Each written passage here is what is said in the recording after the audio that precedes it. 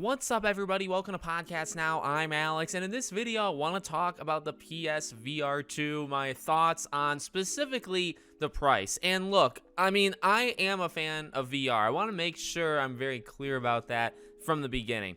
The issue here, in my opinion, is the price. $549, or let's round just one. Let's go to $550 for the PSVR 2. So it got the date, it got the price, it got 11 new games announced, all this stuff, and the price is just too high, at least for me. Now, I've always made it a point when I review games, when I preview games, all that stuff, my money or money to me is different than money to you. So $550 to one person is not necessarily, the same thing as $550 to another.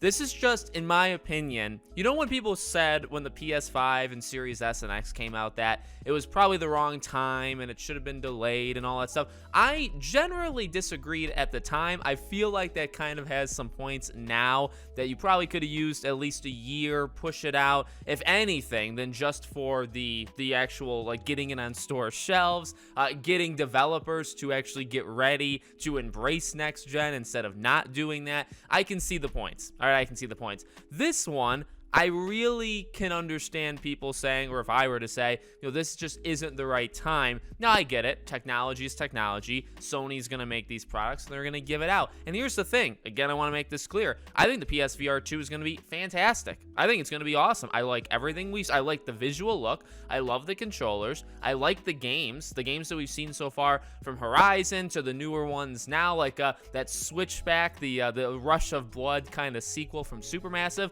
I loved Rush of Blood, actually. So I'm excited for the games. I'm excited for the actual product, and I like VR. I have the VR 1. I bought the VR 1 when it came out. I think I waited 1 month. I didn't get it at launch. I got it 1 month later, and I think I got it as part of the Arkham game that came with it. I got that as like a bundle. I enjoyed it. Werewolves Within. I'm all for it. I just want to make that kind of clear. I'm not here to pick on Sony just to do it. I actually am a fan of VR devices and VR systems and the past PlayStation 1. $550 is just too much. Okay, can we just say that right now? $550 is too much money, at least to me. And at least, again, for where I'm at in my life, being an adult obviously is different than being a teenager or whatever. But also, this comes directly after, and we've talked about this before, this tidal wave.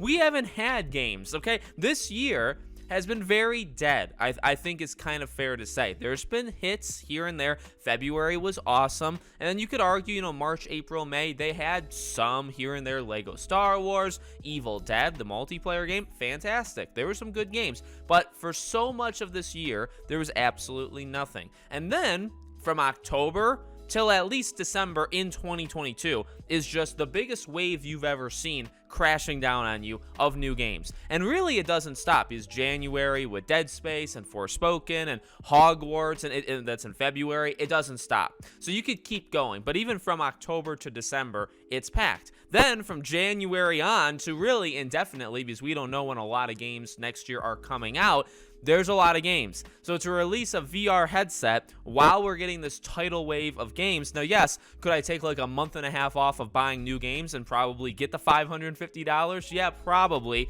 but that's asking a lot. And $550, I guess I've danced around the point, but I have talked about this when the leaked, there were rumors of what the price would be. People were throwing around numbers, and I had said, look, anything over the price of the PlayStation 5 is too much. I think having, yes, it's a headset, and it is, again, very cool, and I understand how powerful it is. It only needs one cord this time instead of 500,000 like the last one. I get that.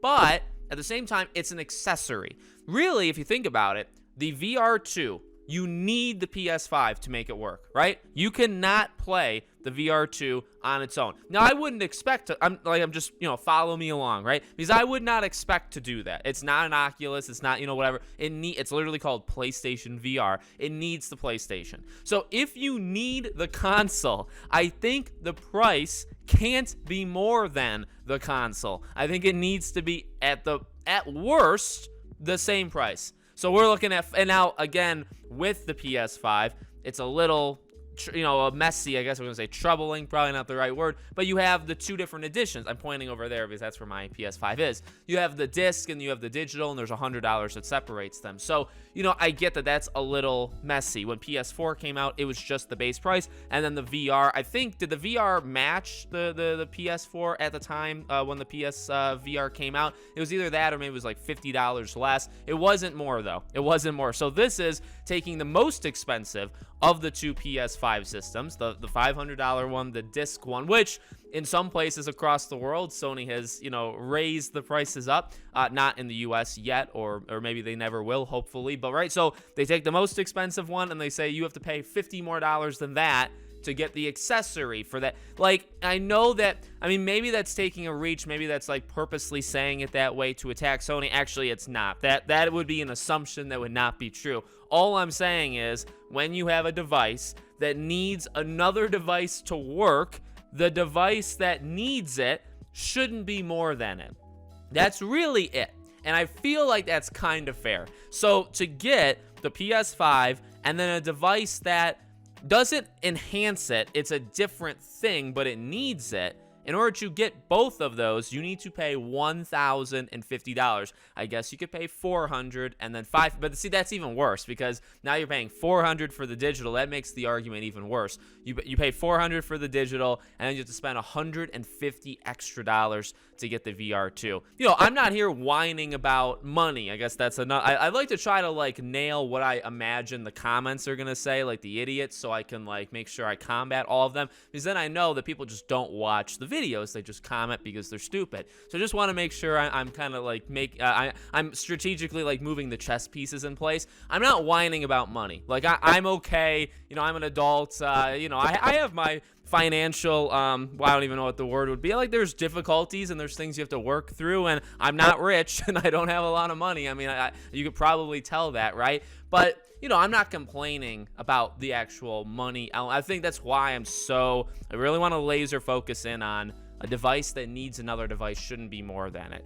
$550 to you could be nothing. To some, it could be like a year. You literally, and that's the thing too, I have to be strong on where I stand here, because even when I talk about all these games I'm getting, or all these games that are coming out, there are absolutely, because I've seen countless of them, people online that buy 2 to 4 games a year. In fact, when I was a teenager, I would get games for my birthday, games for Christmas, maybe 5 each, maybe. So 10 games in all. So maybe, let's say, a game a month, and that's it. That was my entire year. So everybody's different. To some people, they may go the entire year, get 3 games, and call it a year. They may not be able to afford it. They may not want it, right? Whatever the situation may be. Now ask them to pay $550 for a VR device. And that's where I kind of stand too. VR is cool. I like VR. Now, I hate the whole whatever Facebook is doing with the, I hate that. That more about replacing the real world with a digital world. That's really, really bad, I think, psychologically and a lot of other things. I don't look at the VR gaming headsets the same way. You put them on, you play a game, you take it off, you're back in reality. Okay, just to make that kind of clear. But I like it. I really do like VR, and I do think, dating all the way back to the PSVR, which was the first VR device I ever had, it really is a thing where you need to put it on to fully be part of it. Now, I'm sure there's going to be people that put on a VR device and still don't get it, or don't like it. They just don't care that they're in this 3D world. That's fine. But I do think it is one of those, those things that you say well, you just have to try it. You don't really know what it's like until you pick it up and you do it yourself. This VR really is one of those things to me. And so you want people to experience it. You want people to actually be able to try it and to ask them, hey, this is one of the I don't want to say it is the way, because there's other VR headsets, but it's one of the way, maybe it's one of the top couple ways of playing VR. And honestly, again, I mentioned in the beginning, I kind of went away from it, the games look good. I'm excited for the games. Horizon looks great. I really hope Sony leans into VR and has some really cool, imagine a Spider-Man 3, 4, 5 hour thing like Horizon. Imagine Spider-Man with that. I think VR 2 has so much potential from obviously the technology standpoint, but the games themselves, I think Sony can crush it. I think there could be some really cool experiences there with some really cool Sony IP, Sony properties, but and you want people to try it. You want people to actually be able to put it on. And I'm not saying like charge it for 200. You know what I mean? Like, and that's the catch, right? Because what I am saying is you want as many people to try it as possible. You want to make the price as low as possible to entice people to try this new thing. Because if Sony believes in it and they're going to be doing it, you know, in the future, which it seems like because they've done it twice now. We don't have a PS Vita 2, by the way. Sony would be a good time to do it. You know what I mean? Like, you want this to continue. So you want people to try it.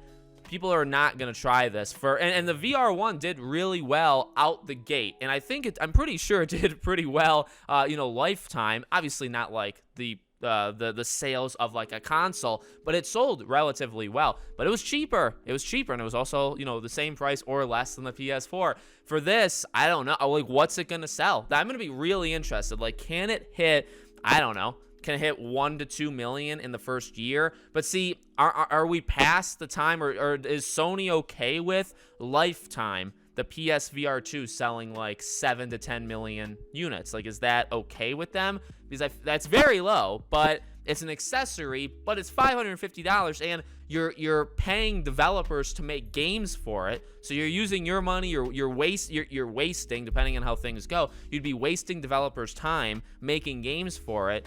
You know what I mean? Like, how successful is it going to be? And obviously, price is a pretty big, you can go back to the PS3 for this. Price is a pretty big thing. You need to price it well, because if you don't price it well out the gate, and that's the thing, PSVR 2 needs to do well out the gate, because you also need to show developers it's worth, you know, making games for. And if it does horribly out the gate, it's not going to have support. You look at the Vita, look at the early days of PS3, look how long it took the PS3 to kind of catch up, and it actually ended up beating Xbox 360, but it took until the end of the console generation or to the beginning of the next one. It's how it works. So I thought this would kind of be cool, a little rant discussion video. Hopefully you guys liked it. Hopefully you guys watched it. Let me know what you think in the comments. Make sure you guys are subscribed, bell icon turned on. If you want to support or follow me anywhere else, all my social media, including our Patreon and YouTube memberships, are in the description below. Thank you guys for watching, and I'll see you all on the next one.